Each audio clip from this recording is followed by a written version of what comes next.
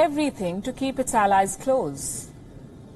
Allies and friends like Russia, which have stood up for Beijing when everyone slammed it.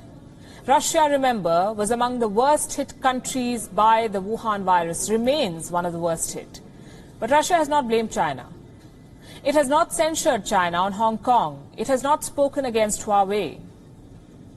How has China paid back? By claiming ownership of a Russian city. It's incredible how insatiable the dragon's appetite for territory is. The city in question is Vladivostok, a Russian city that once upon a time belonged to the Qing dynasty. Russia took control after China's defeat in the Second Opium War. China ceded the region to Russia under a treaty it signed in 1860. And since then, Vladivostok has lawfully belonged to Russia.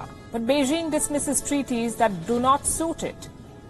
It has mastered the art of distorting history and disobeying rules. So now China's wolf warriors have started a campaign against Russia. What triggered it? After all, Russia has had Vladivostok for 160 years. The trigger, we can tell you, was a social media post by the Russian embassy in China, a video about the city on the Chinese micro-blogging site Weibo. The video was meant to celebrate the 160th anniversary of the founding of Vladivostok. What followed was a backlash from China.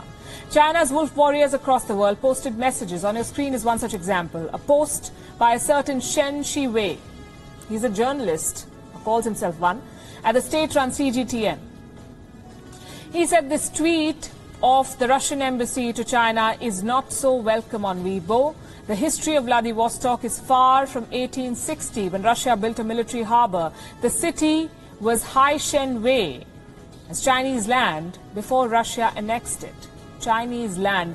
This statement was echoed by several Chinese diplomats who clearly forgot their own government's land grab. Social media, though, was quick to remind them of what China has been up to. So they tried some damage control. Shen Shiwei posted again, this time taking aim at the Indian media. Let me quote, "Please be professional," he says. No twist. Some Indian media, Russian embassy's celebration on Vladivostok recalled bitter memories of those humiliated days in the 1860s for Chinese. Nothing related to land claims since border treaty was signed, unquote. Well, China complaining about humiliation and land claims seems a bit odd because the speed and scale of its own land grab is incredible and unprecedented. China is pushing its borders and swallowing land in at least 21 countries. I've come with a list and a map. Let's start with the Philippines. China claims parts of the Spratly Islands. It does not matter that the International Court of Justice has rejected this claim. The court has clearly said these islands belong to the Philippines, but China is not known to obey or abide by orders. Then we have Indonesia. China claims fishing rights in waters near Indonesian islands. China is also engaged in a dispute with Malaysia. It claims islands included in Malaysia's exclusive economic zone. Next on our list is Laos. China claims large areas of Laos on historical precedent. That's the term they use. Next, Cambodia. China claims parts of Cambodia too, again on historical precedent. In Thailand, China has been dredging on the Mekong River since 2001. Time and again, the Thai cabinet has scrapped Chinese projects. The last instance was in February 2020, this year.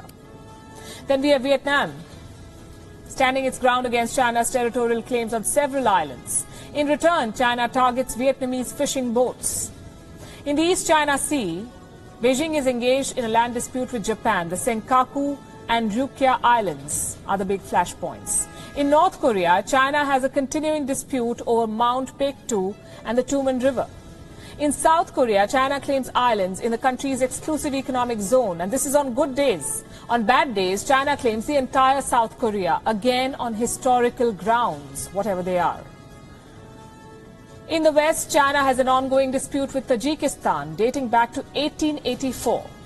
China also lays claim to over 34,000 square kilometers of land in Kazakhstan. In Kyrgyzstan, China says the entire territory should be a part of the Chinese mainland. In 1999, it forced Kyrgyzstan to hand over 1,250 square kilometers of land.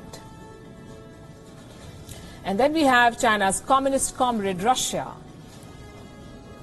China claims at least 160,000 square kilometers of Russian land despite signing several agreements. Vladivostok is just the tip of the iceberg. These were 13 countries. I have 7 more. India, Nepal, Bhutan, Taiwan, Brunei, Mongolia and Singapore.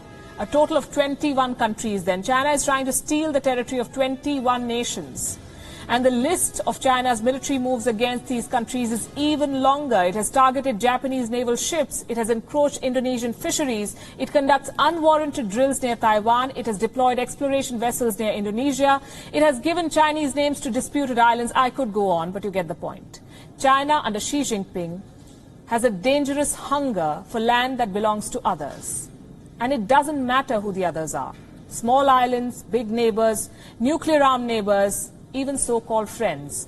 China's expansionism has no filters, even for Vladimir Putin's Russia.